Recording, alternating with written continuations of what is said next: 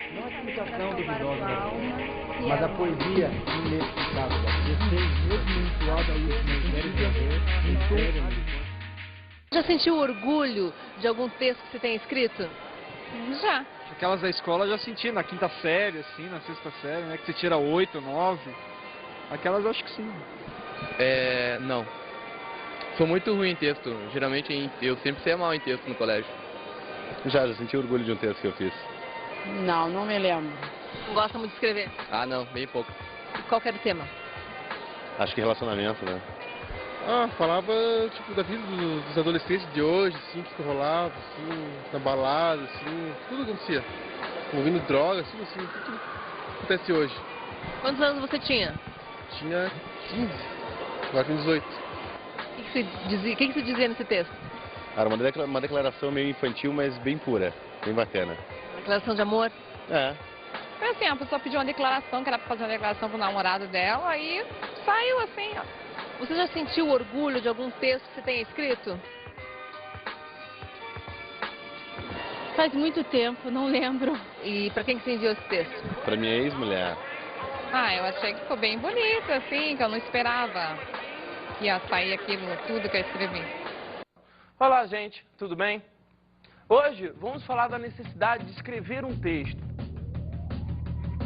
Como a gente vai escolher a ideia que a gente se adeque melhor e, a partir dela, produzir algo que é nosso. Ficarmos felizes com algo que a gente escreveu.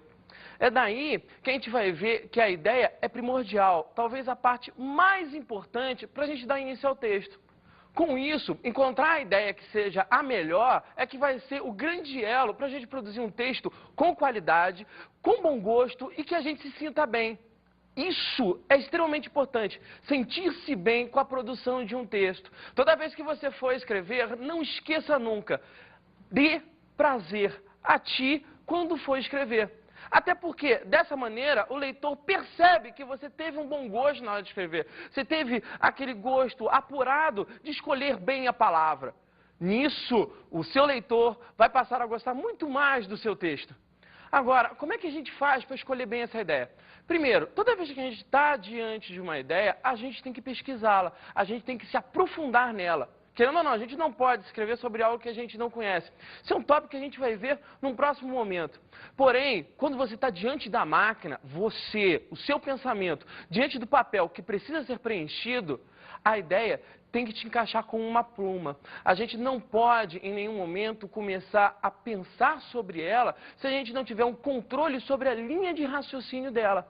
Por isso, é importante que toda vez que a gente for escrever, a gente tenha em nossas mãos uma linha de raciocínio estipulada. Algo ainda subjetivo, não vou negar, algo ainda que é nosso, que é principalmente dotado de uma razão que só a gente conhece e que o seu leitor precisa conhecer. Agora, vamos entender como é que se dá a organização da cadeia textual. Quando a gente está pensando em escrever qualquer tipo de texto, independente de ser narrativo, descritivo ou dissertativo, a gente precisa de estipular uma linha de raciocínio. É através dessa linha de raciocínio que o seu leitor vai entender a sequência lógica que você quis estipular. Mesmo trabalhando com uma narrativa que seja subjetivista, existe um sentido de lógica que o seu leitor precisa entender. Então, diante da necessidade de estipular a cadeia textual, o seu leitor precisa conhecer esse sentido de lógica. Vamos pegar o exemplo de um conto chamado Por um Pé de Feijão, do escritor Antônio Torres. Ali, o que a gente vai ver nesse conto, que é baseado nessa seguinte história. Existe um menino, que ele possui uma plantação de feijão, uma plantação de subsistência, não é nada muito grande, é uma plantação pequena, mas que ele se sente extremamente feliz ao ver essa plantação. Tanto que quando a gente começa a analisar o conto, existe uma frase bem verdadeira que vai delimitar essa ideia de amor que ele sente pela plantação de feijão. A plantação parecia nos compreender, parecia compartilhar de um destino comum. Festa comum, feito gente. Página 32 desse livro. O que a gente encontra nessa história? Esse menino se sente bem com a plantação. Existe um sentido de vida entre esse menino, que fornece a água para a planta, e essa planta que fornece o alimento para esse menino. Então existe esse ciclo de vida, que é a base da marca da história. Porém, tem um momento em que é ateado fogo na plantação. A família que dependia daquela plantação sofre porque não existe mais aquele meio de subsistência. Claro que vão existir outros meios, mas a Feijão havia esse carinho especial por parte do menino. Ele toma um susto. Ele vê que a destruição daquela plantação, a destruição da tão querida plantação que ele tinha, o leva a encarar a morte. De novo, a gente está questionando esse sentido de vida, esse fluxo de vida que o menino tem para a planta e que a planta tem por ele. Mas o pai desta criança, num dado momento da história, fala: agora é encarar a vida, é seguir a vida, plantar de novo. A gente não pode perder a esperança. Perceba o seguinte: independente da vida chegar ao seu clímax, ao seu cume, e depois a gente encarar a morte, que é um ciclo natural da vida, a gente não pode perder a esperança depois desse preceito de morte, depois dessa sequência da morte. A gente tem que continuar vivo, ou seja, sempre fornecer esperança, sempre fornecer vida para aqueles que estão vivos. Claro que a gente, quando se vê diante da morte, a gente sente aquela lacuna no nosso espírito. Perder um amigo é ruim, perder um parente é ruim, perder até mesmo aquele animalzinho de estimação é ruim, até mesmo perder a sua caneta de estimação é ruim.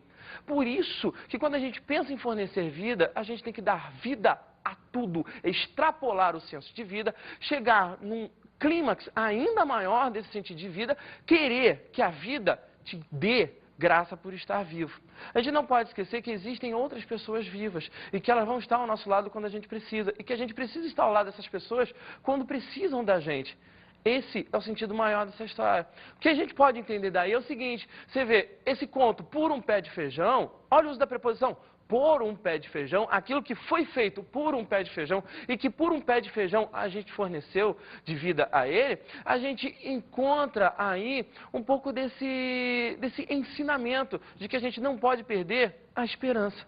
Agora vamos entender como é que se dá a adequação vocabular. Depois da gente ter estipulado essa cadeia textual, a gente não pode esquecer que a gente está dirigindo o nosso texto para um leitor. E esse leitor é específico da necessidade da gente.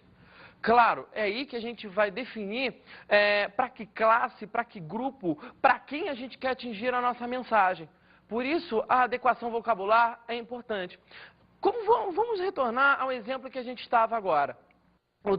Esse distinto texto de Antônio Torres, tá, usa uma linguagem mais prosaica, mais fácil de ser percebida, sem termos pesados, termos que sejam de difícil compreensão. Dessa maneira, ele atinge um número ainda maior de leitores. Ele não seleciona para um grupo específico, ele deixa que o texto atinja o maior número de pessoas. Quando a gente está diante de um texto argumentativo, a gente tende a querer mostrar um ponto de vista nosso. Esse ponto de vista é dotado de argumentos que vão dar base, vão dar sustento ao nosso ponto de vista.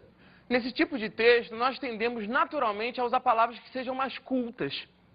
Claro que a partir daí a gente vai selecionar um público específico. A gente tende a usar textos argumentativos para as grandes provas de vestibular, que dependem de conhecer qual é o nosso aporte linguístico. E é por causa disso que quando a gente está escrevendo um texto argumentativo, um texto dissertativo, a gente faz uso de frases mais exatas, menos conotativas, menos metafóricas, porque a gente quer que nosso leitor entenda de uma forma bem sintática, bem rápida, bem exata. Com isso, o uso de termos que sejam mais apurados vai ser um grande aliado na hora da gente escrever um bom texto. Agora, vamos entender de uma forma bem rápida quais são os tipos textuais. A gente vai falar na ordem de narração, descrição, dissertação. A narração é quando a gente cria um texto baseado no enredo, fazendo uso de um tempo cronológico, de um tempo psicológico, onde a gente vai ter o uso de personagens. Os personagens são um detalhe a mais do enredo. O enredo é a parte mais importante. E diante do enredo, a gente vai ter o íntimo dessa ideia, que é um detalhe que a gente vai ver depois. A descrição é um tipo de texto de apoio. A gente pode usar tanto no texto narrativo quanto no texto dissertativo, pois a descrição é um texto mais objetivo, muito mais claro.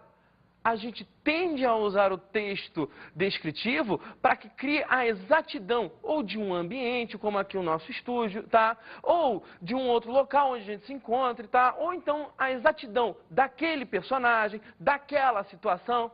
A descrição, como eu falei, é um detalhe de apoio. Agora, a dissertação, dissertar é argumentar, é defender um ponto de vista, tá? Por exemplo, eu estou aqui mostrando a ideia de que o homem, diante da máquina de escrever, ele precisa de uma boa ideia. Com isso, eu estou argumentando a favor desse meu ponto de vista, usando uma linha de raciocínio que eu já pensei antes. Eu também crio um enredo, que eu vou chamar de linha de raciocínio, no texto dissertativo. Agora, vamos entender como é que se dá o íntimo da ideia. Toda história tem um fundo. Esse tipo de fundo pode ser social, político ou humanístico. O fundo social, o texto com o fundo social, é aquele que nos faz refletir sobre a situação do homem diante da sociedade. Quando a gente vai ver o texto político, é um texto de questionamento mais amplo, até estatal ou regional, aonde a gente vai ver que aquele grupo ou aquela hegemonia política precisa ser questionada, precisa ser posta em xeque, precisa ser levada em consideração, pois podem estar criando algum tipo de problema para a gente. Agora, o texto humanístico é quando gera essa compreensão sobre a vida, essa compreensão sobre o ser humano, sobre quem é o ser humano, como age o ser humano e de que maneira a gente tem que encontrar o respeito por nós mesmos. Agora vamos ver uma leitura do texto Navio Negreiro, de Castro Alves. Senhor Deus dos desgraçados, dizei-me vós, Senhor Deus, tanto horror perante os céus? Ó mar, por que não apagas, com a esponja de tuas vagas, de teu manto este borrão? Astros, noites, tempestades, rolai das imensidades, varrei os mares tufão. Quem são estes desgraçados que não encontram em vós, mais que o rir calmo da turba, que excita a fúria do algoz? Quem são? Se a estrela se cala, se a vaga à pressa resvala, com a cúmplice vulgaz, perante a noite confusa, dizei, ó tu, severa musa, musa ibérrima audaz. Como vimos nessa leitura, o texto de Castro Alves, Navio Negreiro, reflete o horror que se dá em escravizar negros. Daí a gente vai ver que quando Castro Alves escreveu esse texto, ele quis criar uma comoção abolicionista diante da necessidade de igualdade entre os homens. Agora, vamos entender o livro Iracema, de José de Alencar, que também é uma obra romântica. E essa obra em questão tem um fundo político. A obra Iracema, ela reflete não somente a tensão sobre essa personagem indígena. A gente vai falar muito mais da América Latina, da América como colônia, como eterna colônia europeia. Pois Iracema vai se apaixonar por um explorador português. Dele, ela vai ter uma filha e à sua morte, essa filha vai ser dada a esse explorador português. Com isso, a gente vai ver que não estamos falando de um amor somente, de um amor entre um homem e uma mulher, mas a imagem do amor de uma pessoa da pátria brasileira, da essência brasileira. A gente não pode esquecer que no romantismo o índio é visto como um herói dessa terra, como reflexo do povo brasileiro, e como essa sua maior riqueza, essa sua filha, tá, é entregue na mão desse explorador, porque ele cuidaria melhor dela. Iracema, que não deve ser vista somente como a virgem dos lábios de mel, tem que ser vista também como toda a imagem dessa terra americana, principalmente aqui do Brasil, aonde se lucraria muito mais entregando a riqueza, a nossa riqueza, nas mãos do explorador português. José de Alencar, filho da aristocracia brasileira, quando publicou essa obra, ele tinha no seu íntimo, no seu fundo, no seu primordial, mostrar que, dessa maneira, todos nós lucraríamos muito mais se entregássemos a nossa riqueza nas mãos do povo português, nas mãos da metrópole portuguesa.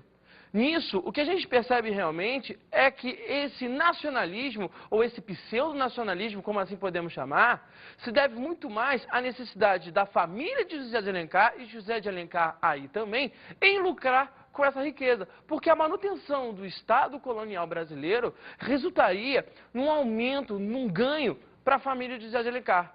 Com isso, ele usou uma linha de raciocínio textual, uma estilística textual conhecida como anagrama. O que é o anagrama? O anagrama é a troca de sílabas de um mesmo termo, criando uma nova palavra. Se a gente perceber, Iracema vem a formar o termo América, a formar toda a nação latino-americana. Ou seja, a obra em seu título já nos transparece esse fundo político, essa necessidade própria de José de Alencar em defender a manutenção desse Estado colonial. Veja de novo, Iracema é transformado pelo recurso da anagrama no termo América. Agora, vamos entender o texto de fundo humanístico. Vejamos o seguinte caso, João Guimarães Rosa com seu livro Grande Sertão Veredas. Grande Sertão Veredas reflete uma época onde havia a falência no sentido sobre o ser humano. Parecia que a gente não mais compreendia quem era o próximo. Até por causa de todo o ataque, de todo o horror que foi a Segunda Guerra Mundial. Então essa obra de João Guimarães Rosa vai fazer com que nós compreendamos, com que venhamos a entender o sentido da essência do ser humano, o que é cada um, o indivíduo. Não mais o coletivo como foi a literatura realista. Agora a gente tem que entender quem é cada um. A história Grande Sertão Veredas, que vai mostrar esse homem, esse ser, o grande ser, tão cheio de veredas, tão cheio de caminhos. Olha a divisão que a obra faz em seu título, uma divisão até poética, grande ser, tão cheio de caminhos, vai mostrar a paixão de Riobaldo por Diadorim. Riobaldo, macho convicto, vai se apaixonar por Diadorim, que está travestido de um homem. Riobaldo não sabe que Diadorim é uma mulher. Então começa todo aquele questionamento sobre esse lado humano de Riobaldo. Já que ele era um homem extremamente austero, como é que um homem vai se apaixonar por um homem? A questão aí não é sexual. Ele vai perceber que Diadorim é uma mulher quando ela morre e vai despí-la para vesti-la para ser enterrada como um benfeitor, como um homem de bem.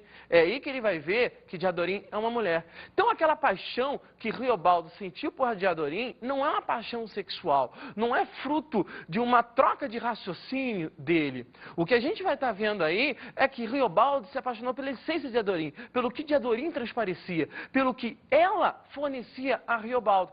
Tal qual nós dizemos que temos um grande amigo, homens têm grandes amigos, homens, ou mulheres têm grandes amigas, mulheres, o que a gente vai estar questionando em essência é o indivíduo pelo indivíduo e a junção criando um grupo.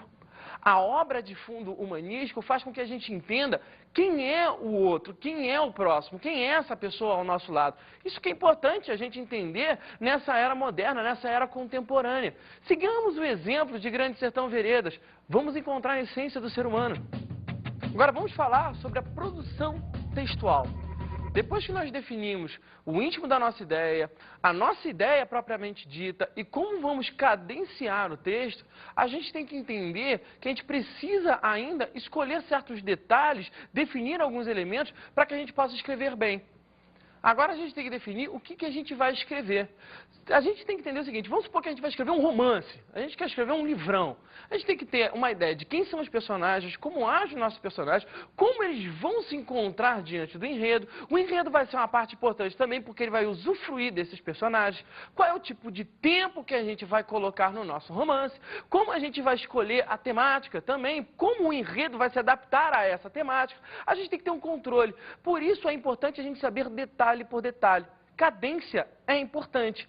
Agora vamos supor que a gente só vai escrever um texto descritivo. Um texto mais óbvio, um texto mais objetivo, um texto mais fácil. Vamos supor que a gente vai descrever uma pessoa. A gente vai ter que saber o porquê da locomoção, o porquê dele ter aquele tipo de problema, certo? O porquê dos olhos terem aquele olhar, o porquê das mãos terem aqueles gestos, certo? A gente vai encontrar nesse personagem ou nessa descrição, tá? A forma como a gente vai elementar uma ideia mais objetiva dele. Vamos supor que a gente vai descrever um ambiente. Por que o ambiente tem aquela organização? Por que ter aquela estrutura? Por que ter aquela cor? Tudo tem um sentido de lógica. Olha bem o que eu falei. Tudo tem um sentido de lógica. Mesmo diante de uma descrição ou de uma narração, como a gente já falou, a gente tem que estipular um pouco desse sentido de lógica. O leitor tem que compreender isso. Agora, vamos supor, se a gente vai descrever, vai criar uma argumentação, a gente vai colocar uma ideia, vai criar uma monografia. Existe uma sequência. Também o sentido de lógica vai ter que estar atribuído aí. Só que a monografia ou qualquer outro tipo de texto que seja, até mesmo uma redação de 20 linhas, precisa desta cadência, precisa dessa linha de raciocínio. O que a gente vai escrever nesse momento? A gente vai defender o nosso ponto de vista, que é o detalhe mais importante, mais primordial na hora da gente escrever. Vamos supor que a gente vai defender a ideia do corpo nos nossos tempos modernos. A gente vai ter que mostrar que o uso da imagem de uma academia ou do que se promove como perfeição estética é o que vai estar sendo posto em jogo. E o nosso leitor tem que compreender isso. Claro que existe um pouco desse senso comum, essa ideia que todo mundo vai ter. E nós, como escritores, vamos ter que pegar esse senso comum e direcionar para um algo nosso. Então, escrever um texto dissertativo, ele precisa criar esse sentido de obvialidade e você, como defensor da sua ideia, tem que fazer com que o seu leitor, ao final do seu texto, tenha o seguinte sentimento: caramba, pior que não é verdade. É daí que a gente vai ver que o texto foi bem escrito. Agora, vamos falar do processo de escrever e apagar. Vamos entender o seguinte: esse processo de escrever e apagar é um processo bem normal. Isso aqui é muito mais um conselho, é uma dica para que você não se sinta perdido ou pior, se sinta mal nessa situação. Escrever e apagar é um dever, vamos colocar bem claro isso, é um dever de todo autor, é uma adequação, é podar as pontas, é escolher a melhor roupa, é escolher o melhor vinho, escolher o melhor perfume, é tudo que vai gerar um bom texto. A gente só precisa aí, nesse momento, ter um controle com o horário. Vamos supor que a gente esteja diante de uma prova. A prova tem hora a ser cumprida. Tenha 4 horas para fazer a prova, tenha 5 horas para fazer a prova, mas a gente não pode extrapolar esse horário. Por isso, o escrever e apagar é muito mais importante a gente fazer a casa. Por quê? Porque dessa maneira a gente vai percebendo a nossa embocadura. O que é embocadura, professor? Embocadura é o jeito como a gente encontra as nossas palavras naturais e consegue colocá-las no papel. Cada um tem o seu jeito de usar a sua língua portuguesa. É o que a gente vai chamar de idioleto. É a forma como a gente compreende o mundo e compreende a língua que nós usamos. Nisso, escrever e apagar é algo que vai sair do nosso íntimo, vai refletir muito mais como nós somos e como nós pensamos. Por isso que eu dou essa dica: faça esse tipo de trabalho a casa, para que você possa encontrar a sua forma de pensar, possa encontrar a sua forma de raciocinar, e quando você estiver lá diante da prova, diante de uma prova argumentativa ou diante de uma prova narrativa, você tenha agilidade de pensamento, pois escrever é também se escutar, é também se conhecer, é se perceber. Agora vamos entender a diferença entre o eu escritor e o eu leitor. Essa parte a qual a gente está entrando agora é também uma dica na hora da gente compor um texto, pensando, claro e obviamente, na construção de um texto para uma prova de concurso. Quando você está escrevendo, você se vicia no ato de escrever. Você ganha agilidade. É que nem um motor de carro. Primeira marcha, segunda marcha, terceira marcha e por aí segue. A gente ganha fluência, a gente ganha ritmo, a gente ganha cadência e a gente vai escrevendo o texto porque a gente está gostando daquilo. Aí é que entra um problema. A hora em que a gente vai corrigir o nosso texto. A nossa visão está muito fragilizada por causa da existência do eu escritor. O eu escritor vicia o teu olhar. Então, quando a gente está para escrever, está para corrigir um texto nosso, a gente tem que dar um tempo nesse eu escritor. A gente tem que deixar que ele adormeça, para que possa surgir assim o eu leitor, aquele cara que vai corrigir um texto que você mesmo escreveu. Por que é importante a gente diferenciar bem esses dois elementos? Porque quando a gente está tentando corrigir logo depois de ter escrito, a gente não percebe, às vezes, um termo que a gente colocou errado, uma palavra que a gente tenha comido, que a gente tenha deixado de colocar na frase e que a gente acha que escreveu. Então, nesse momento, o conselho aqui que eu estou dando acabou de escrever, guarde o texto.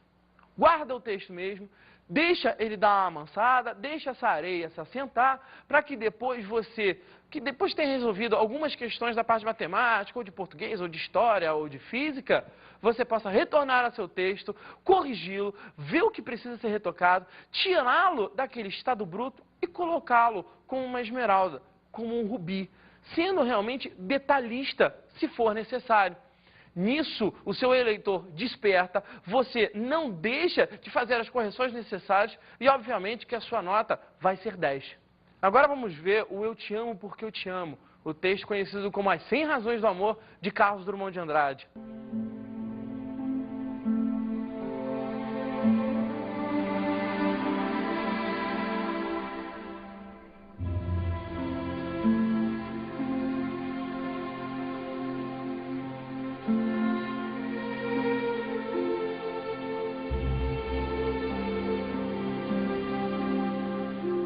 Eu te amo porque te amo, e não precisas ser amante, nem sempre sabes sê-lo.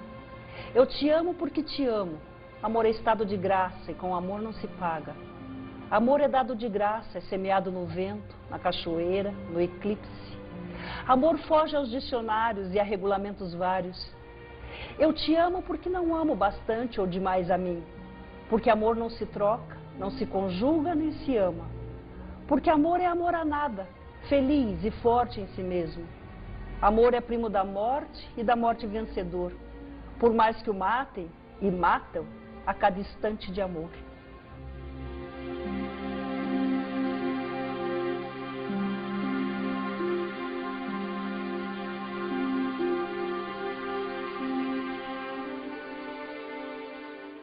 Você vê que essas 100 razões do amor, essa forma da gente encarar o amor, se dá pela necessidade da gente dividir o que é a escrita, o que é a leitura, o que é produção nossa, o que é que a gente vai ter que corrigir. Agora, vamos para nossas dicas de estudo.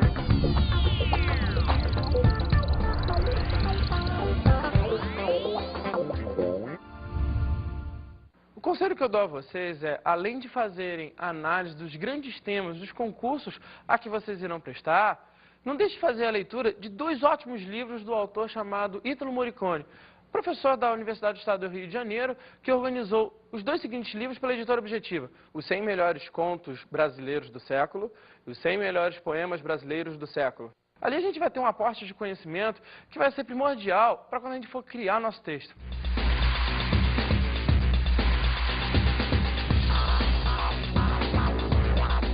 Nesta aula, vimos a necessidade de escrever um texto.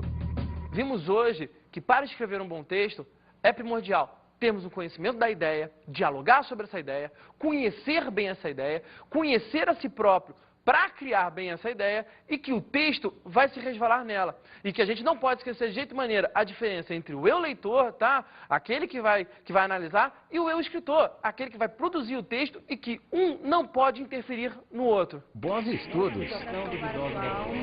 Mas a poesia inexplicável, mesmo entoada aí,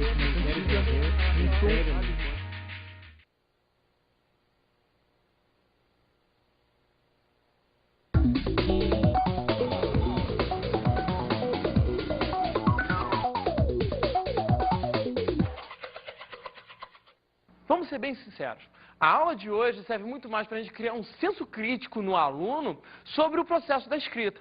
Então nós, como professores, principalmente como professores de redação, a gente serve muito mais como conselheiros de uma boa escrita do que realmente ministrar conteúdo para ele. A aula de hoje é exatamente dar esse conselho, criar esse senso crítico no aluno sobre o que é o processo da escrita e como ele tem que encontrar a si mesmo diante do texto. Não é comunicação duvidosa, mas a poesia inexplicável, mesmo entoada aí,